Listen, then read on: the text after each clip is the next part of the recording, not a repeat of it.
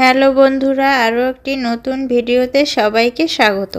আজ তৈরি করব কাতলা মাছের ঘন্ট। অনেক সময় মানুষ বেশি কিন্তু মাছ অল্প থাকে, তখন একটু বুদ্ধি করে এই রেসিপিটি তৈরি করে দেখতে পারেন। এটা খেতে কিন্তু দারুণ লাগে। এজন্য 2 পিস কাতলা মাছ লবণ ও হলুদ মাখিয়ে কড়াইয়ে তেল গরম করে হালকা করে ভেজে নেব। মাছগুলো ভেজে তুলে নিয়েছি।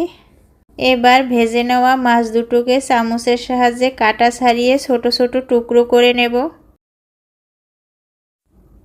এবার ওই তেলে কেটে রাখা ফুলকপি, আলু ও মটরশুঁটি একটু লবণ ও হলুদ দিয়ে ভেজে নেব।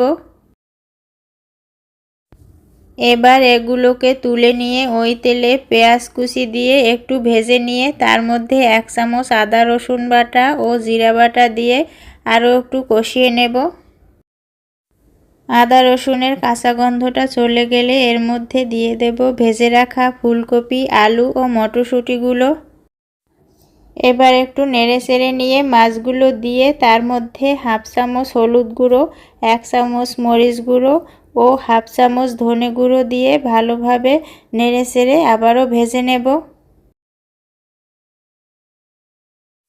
এবার ধনেপাতা কুচি দিয়ে একটু মিশিয়ে নিয়ে গরম মশলার গুঁড়ো দিয়ে নামিয়ে নেব।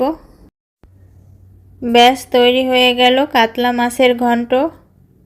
ভিডিওটা ভালো লাগলে লাইক, শেয়ার ও ফলো করতে ভুলবেন না কিন্তু।